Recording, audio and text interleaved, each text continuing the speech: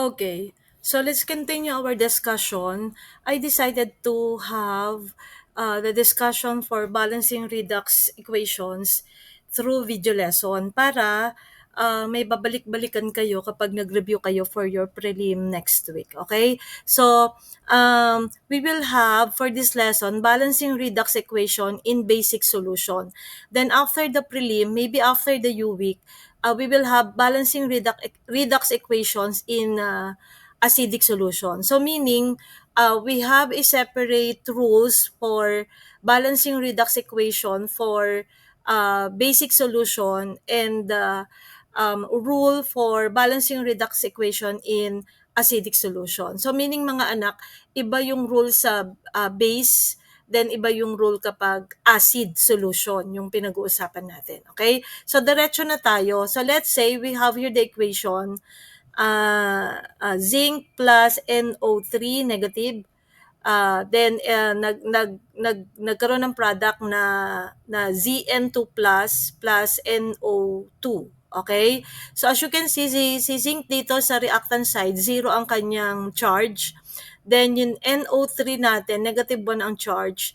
Then sa product side, si zinc ay nagkaroon ng 2 plus na ionic charge, then 0 din si NO2. Okay? So, ang unang gagawin, di-discuss ko siya ng step by step para maintindihan ninyo mabuti. Okay? So, ang gawin ninyo class is balik-balikan nyo tong video na to para mas maintindihan ninyo kung paano nyo gagawin yung balancing ng redox equations kasi medyo complex yung method na gagamitin natin dito both for the basic and the acidic solution. Okay, that's why I decided na wag na lang muna isama si acidic kasi baka lalo lang kayong malito. Okay, so step 1, you will assign oxidation number. So ito yung ginawa natin dun sa lesson natin for about oxidation number. So the zinc 0, in-apply natin dito yung rule for element by itself. Okay, so element by itself, the oxidation number is 0. Tapos dito pagdating sa NO3, okay, meron siyang negative 1 na charge. So therefore, yung summation na makukuha natin dito is dapat negative 1. So unahin natin si oxygen. So si oxygen, usually ang kanyang oxidation number is negative 2. Ngayon may subscript tayo dito na 3. So negative 2 times 3 will give you negative 6. Then isip tayo ng number na pag inad natin kay negative 6 ay negative 1 ang sagot. Since negative 1 ang ionic charge ni NO3. Okay? So that is positive 5. So positive 5 minus 6 will give you negative 1. Therefore, ang oxidation number ni nitrogen is positive 5. Then nag-yield, dito na tayo sa product side. Then si zinc 2 plus, kung ano yung kanyang ionic charge, yun din ang kanyang oxidation number. So therefore, meron tayong positive 2 for zinc 2 plus. Then plus NO2, nasa product side na tayo class ha. So ganun ulit, unahin natin si oxygen. Usually negative 2 times 2 kasi meron tayo ditong subscript na 2. So that is negative 4. Then ang charge ni NO2 sa product side is 0. So isip tayo ng number na pag inad natin kay negative 4 ay 0 ang sagot and that is positive 4. Okay? So therefore, ang charge ni N dito is positive 4, then si oxygen is negative 2. That is the step 1 ha. You assign oxidation number. Okay, let's proceed now to step 2. So sa step 2, we will determine which is being oxidized and being reduced since we are talking of redox reaction. Okay? So tandaan nyo lang, yung rule natin na diniscuss nung last time na nag-discuss ako ng property ng redox reactions, reduction is gain of electrons. That is why ang oxidation number from reactant going to product side is bumababa or nagdi-decrease. Kaya yung arrow dito is pababa. Then si oxidation naman, we all know that is loss of electrons. So therefore, yung oxidation number nung atom is tumataas from the reactant side going to the product side. So dito, example, di ba? Tignan natin, si zinc sa reactant side is 0 siya, pero pagdating sa product side is nag-positive 2 na siya. So therefore, tumaas yung kanyang oxidation number. So dahil tumaas, ayan, siya yung nag-oxidize. So zinc is oxidized. Then tingnan natin si nitrogen. Si nitrogen lang ha, wag muna natin isama si oxygen. Si nitrogen positive 5 sa reactant side, pero positive 4 na lang siya sa product side. So ano nangyari? Nabawasan, bumaba. Kaya siya yung nag-undergo ng reduction. So therefore, nitrogen is reduced. Okay? Ma'am, anong mangyayari kay oxygen? Si oxygen, kung makikita natin, negative 2 siya sa reactant, negative 2 din siya sa product side. So parehas lang yung kanyang oxidation number. So in that case, si oxygen is either nag-oxidize or nag-reduce. Okay? So mamaya i-reserve muna natin yung property na yan ni oxygen dito sa equation na to.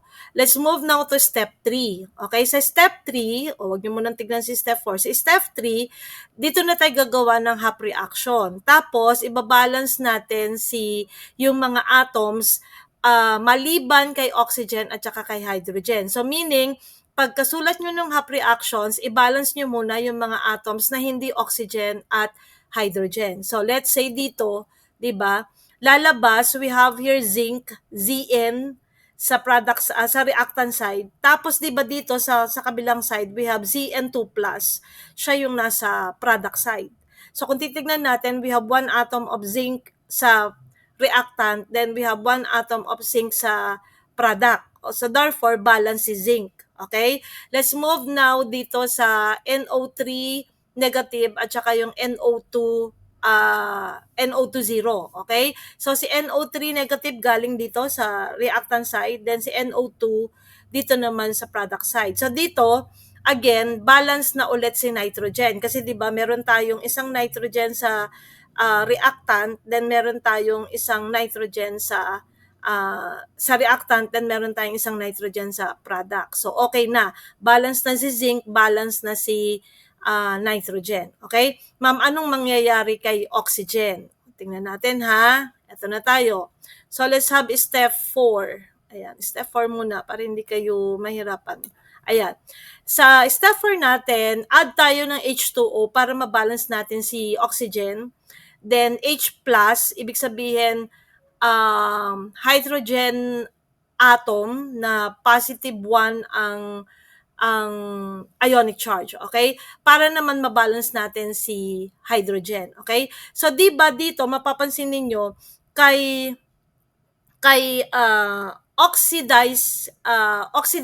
oxidation, wala naman tayong oxygen. 'Di ba? Wala din tayong hydrogen. Kaya dito sa number 4, ang gagamitan lang natin ng rule is yung nasa nasa reduction process, which is the NO3 negative at saka yung NO2 sa product side. Okay? So dito ang gagawin natin, class, 'di ba kasi makikita natin yung oxygen dito sa reactant side is 3, 'di ba? Kung titingnan natin dito sa product side nang wala pa yung H2O, 2 lang siya. So meaning kailangan natin magdagdag ng isang oxygen pa. Kaya dito sa product side natin idadagdag yung H2O. Kaya ang mangyayari sa reactant side natin, okay, sa reduction process natin, NO2 plus H2O. Okay, so tignan natin kung balance na. Ayan, no, check if oxygen is balanced on both sides. So we have here 1 oxygen and we have here 2 oxygen. So 1 plus 2 will give you 3 sa product side. Sa reactant side, 3 din siya. 3 na siya. Okay, so therefore balance na siya. Ngayon, ang gagawin natin, since there is already H sa product side, ito o, di ba? Kasi nga nagdagdag tayo ng H2O, nagkaroon ng presence ni hydrogen, 2 atoms of hydrogen. So ang gagawin natin, add tayo ng H+ on the reactant side. Sa reactant side naman tayo magdadagdag. Bakit, ma'am? Kasi 'di ba, yung H dito is nasa product side na. Lumalabas, hindi na siya balance sa reactant side. Kaya magdadagdag tayo ng H+. Ngayon, ma'am, bakit nagkaroon ng 2 sa harapan? H+ lang naman ang pinapadagdag. Kasi 'di ba, class, tignan natin dito sa H2O, 2 si hydrogen. So, ibabalance natin to, kaya lalagyan natin ng coefficient na 2 sa harapan ni H+. Okay? Then, tignan ninyo kung balance na ha. So, Kung balance na, proceed na tayo sa step 5. So, balance naman na siya kaya nga tayo naglagay dito ng coefficient na 2. Okay? Next, balance na natin yung mga charges. Paano siya binabalance? By adding electrons. Okay? So, tignan natin na charge ang pinag-uusapan na halimbawa, hindi ko pa naisusulat to. So, ang charge dito is positive 2. Ma'am, bakit 2? Kasi lalabas dalawang hydrogen plus atom ito. So, meron din tayong dalawang ionic charge. 1 plus 1 will give you 2. Tapos, di ba dito, yung charge ni NO3, NO3 na mga anak, buo na siya, hindi na ni N or ni O. Buo na siya. Ang charge ng NO3 is negative 1. So, we have here negative 1. So, 2 plus negative 1 will give you positive 1. Ngayon, bakit tayo nagdagdag ng electron dito? Kasi sa product side lalabas zero ang charge, 'di ba? Zero ang charge ni NO2, zero ang charge ni H2O. Galing na to dito mga anak nung nakapag-add na tayo ng H2O. So 0 plus 0 will give you 0. Ngayon, kailangan balance. Kung 0 dito sa product side, dapat 0 din kay reactant side. So, para maging 0 to, di ba, positive 1 na ang sagot. Ano ang i-add mo kay positive 1 para maging 0 ang sagot? Negative 1. Okay? Kaya mag-a-add ka ng isang electron dito. Kaya nagkaroon dito ng E negative. So, therefore, meron kang isang negative 1 na charge plus 2. Ito yung charge ni 2 atoms of hydrogen plus, then plus yung charge ni NO3 na negative 1. So, negative 1 plus 2 plus negative 1 will give you 0. Balance na. Okay? Balance na yung charges natin sa reactant side and balance na rin yung charges natin sa product side. Ganon din mga anak ang gagawin ninyo dun sa atom na nag-oxidize, which is zinc. Okay? So dito makikita natin, 'di ba, ang ionic charge ni zinc is 0 sa reactant side, pero doon sa product side meron ka ng 2 plus. Okay? Ngayon, ang gagawin natin is gawin din nating 0 si zinc 2 plus. So para maging 0 yan, mag-a-add tayo ng negative 2, 'di ba? Kaya nagkaroon dito ng plus 2 electrons kasi ang charge ni electrons ay negative. Okay? So, positive 2 plus negative 2 will give you 0. So, 0 na ang charge natin sa product side, 0 na rin sa reactant side. So, therefore, balance na siya. Ayan, okay? Next, step 7. Multiply the reduction by 2 to cancel the electron. Remember, ang reduction natin is yung NO3 negative, NO2. Pero ang kukunin ninyo mga anak, yung huling-huling naisulat ninyo, yung may additional na electrons. Ito, yung ginamit natin sa step 5. Yan na yung gagamitin nyo dito sa step 7. Okay, so ang original niyan is E negative plus 2H plus NO3 negative, nag-yield ng NO2 plus H2O. Ito yan ha, ito yan. Ayan ha, yung equation na ginamit ninyo sa step 5. Okay? Multiply daw natin by 2 para ma-cancel yung dinagdag na mga electrons. So, 2 times negative, 2 times E negative is 2E negative. 2 times 2H plus is 4H plus. 2 times 2 will give you 4. Then 2 times NO3 negative is 2NO3 negative. Mag-yield ng buong equation mga anak So meaning, pati yung nasa product side, multiply natin sa 2. So 2 times NO2 will give you 2NO2. Then 2 times H2O will give you 2H2O. Okay? Then, ang gagawin natin, kukumbine na natin yung dalawang half reactions na ginawa natin. Remember ha, kung ano yung nasa reactant side, pagsasama-samahin ninyo. Kung ano yung nasa product side, pagsasama-samahin ninyo. Kaya dito, di ba, ang nasa reactant side lang natin is zinc. So, ito si zinc. Tapos, iduktong nyo ito. Itong buong to ha, ito yan. Okay?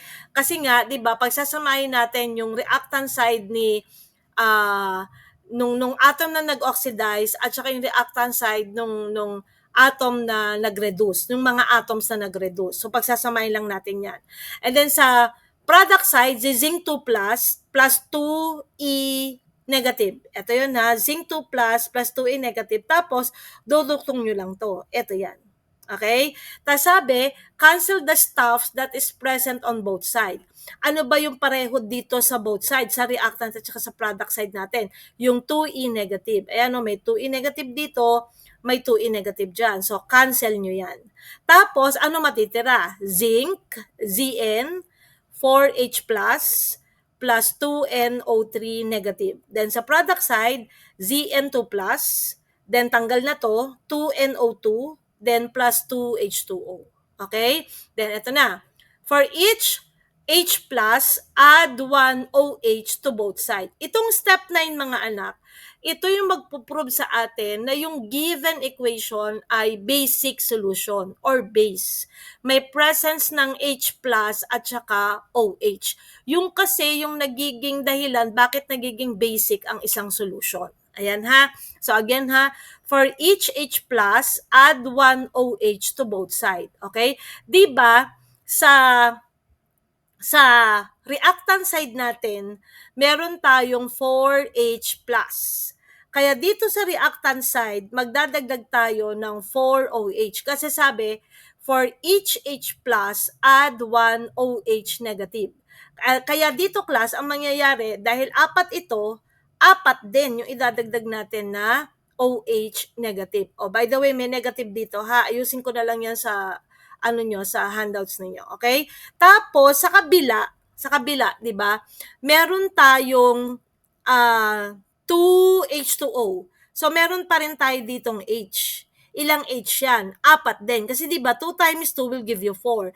Kaya apat din na OH negative ang dinagdag sa product side. Okay? Tapos, kukombine natin si H and OH to make water. Okay? So, lalabas dito, mga anak, okay? Meron tayong 4H plus, eto siya. Tapos meron tayong 4OH, OH to.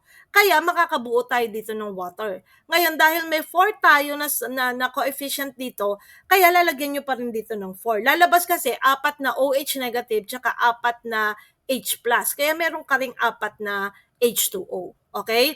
Then sulat nyo pa rin si zinc. Tapos ito papalitan nyo na ng 4H2O. Then copy 2NO3 negative. Sa kabila, mga anak, sa kabila, ma'am, bakit ito ay hindi ginawang water? Kasi kung titignan natin, mga anak, ito ay parang dalawang hydrogen atom. Okay? Ang sabi ka kasi dito, dapat H plus lang. Kaya dito, mga anak, hindi na natin siya pinalitan ng H2O. Mananatili yung 4OH natin. Tsaka dito kasi, mga anak, water na to. H2O is already a water. Kaya hindi mo na gagawing water. Okay? Yung water na, hindi na yon. Okay? Dito lang tayo nagbago kasi 'di ba, hindi pa naman water si 4H plus at saka si 4OH. Sabi lang sa rule, palitan lang sila, gawin lang water. Okay? Kaya tayo nagkaroon dito ng water. Okay? Tapos, step 11, subtract natin yung 2H2O on both sides if possible. Okay? Ano ibig sabihin nun, ma'am? Kung sa reactant side lang merong H2O, dun ka lang mag-subtract. Kung sa product side lang merong H2O, dun ka lang mag-subtract. Okay? At dapat mas mataas or pareho, greater than 2 or equal to 2, yung atom ng H2O para mabawasan natin ng dalawang H2O. So, ibig sabihin, halimbawa, kung let's say H2O lang to. So, ibig sabihin 1. Hindi ka magbabawas ng 2H2O. Kasi 'di ba 1 minus 2 will give you negative. O, hindi pa pwede yon. Okay? So, dapat dalawang H2O or mas mataas. Ganun ha. So, dito we have zinc plus 4H2O plus 2NO3 negative yield to zinc 2 plus 2NO2 plus 2H2O plus 4OH negative. Ito pa rin yan ha, ito pa rin. Subtract tayo ng negative, subtract tayo ng dalawang H2O. Doon lang sa part na merong H2O. So dito sa reactant side natin, ito lang naman yung may part na H2O. So minus 2H2O. Then sa kabila, ito lang naman yung part na merong H2O, minus 2H2O. Ito, yung nasa product side, kakancel na natin yan because 2 minus 2 will give you 0. Pero dito, 4 minus 2, may maiiwan ka pang 2H2O. Kaya you copy the zinc, tapos yung natira dito, which is 2H2O, plus 2NO3 negative, then nag-yield ng zinc 2 plus 2NO2, ito yon, wala na to, then ito, plus 4OH negative. Actually, ito na yung final answer. Yan. Yan na mismo yung final answer. Ang gagawin nyo na lang mga anak is double check if all atoms involved are balanced already. Okay? So, tignan nyo lang kung balance na lahat. Example, zinc is 1, zinc is 1. Diba? Si hydrogen is 4, 2 times 2 is 4. Sa kabila, 4 na rin naman. 1 times 4 is 4. Oxygen is 2. 2 plus 3 times 2 is 6, 8. Okay, dito, 2 times 2 is 4 plus 4 is 8. Balance na. Okay? So, do not forget to double check your final answer kung balance na. Kasi, pag hindi balance yan, still it will be marked wrong. Mali yung procedure na nagawa ninyo. Okay? So, that's balancing redox equation for basic solution. Again ha, ito yung mga steps natin. So, step 1, assign nyo muna yung oxidation number. Step 2, determine which is being oxidized and being reduced. Ayan. Sundan nyo lang to mga anak. Step 3, write the Hop reaction, tas balance yung other atoms, balance yung ibang atoms maliban kay oxygen at hydrogen. Tapos, add H2O para naman mabalance si oxygen. Then H plus para naman mabalance si hydrogen. Okay? Pag nag-balance, double check kung balance si oxygen. Then double check kung balance si hydrogen on both sides. Then, ibabalance din natin yung charges by adding electrons. Depende kung saan natin ilalagay. Okay? Kung sa reactant side ba or sa product side. Okay? Then, ganun din, balance nyo din yung charges sa atoms na nag-oxidize. Tignan ninyo kung balance yung nasa charges ng reactant at yung charges ng nasa product side. Then, para makancel yung dinagdag na electrons, multiply natin yung buong equation by 2. Ayan. Tapos, i-combine na natin yung dalawang Hop reactions. Pagsasamahin nyo lang yung nasa reactant side nung atom na nag-oxidize at yung mga atom na nag-reduce. Okay, so dito ang pinagsama is zinc at saka ito. Sulat nyo lang yan. Then sa reactant side, zinc 2 plus 2E negative, ito yon. Tapos, sulat nyo lang ito. Ayan. Kopyahin nyo lang. Okay? Tapos, cancel nyo lang yung pareho. Dito kasi ang pareho lang is C2 negative, kaya sila lang yung na-cancel. Tapos, for each H plus, add 1 OH negative sa both side. So, dito meron tayong 4H plus, kaya nagdagdag din tayo ng 4OH. Kasi yun ang sabi sa rule. Then, sa kabila, magdadagdag din tayo ng 4OH kasi meron tayo ditong 4 hydrogen atoms. Ayan. Then combine natin yung H plus and OH negative to make water, or to cut the long story short, palitan nyo lang yung H plus at saka OH ng H2O. Kung ilan yung atoms na meron, yun din yung dami ng H2O na idadagdag ninyo. So, since ito ay 4, kaya 4 din na water yung dinagdag. Sa kabila, hindi na kayo magpapalit kasi water na ito. So, hindi nyo naman pwedeng gawing water yung water na. Then, subtract 2H2O, 2 ha 2, okay? On both sides, if possible. Pwede lang kayo mag-subtract kapag mas mataas sa 2 yung coefficient na meron sa harapan ni water. So, halimbawa, 1 ito, hindi kayo pwedeng mag-subtract ng 2 kasi 1 minus 2 will give you negative. So, dapat mas mataas, equal to 2 or mas mataas sa 2. So, ito, 4 minus 2 will give you 2H2O. Dito, makakancel na siya. Then, yung matitira, yun na yung final answer. And then, do not forget to double check your answer. Okay?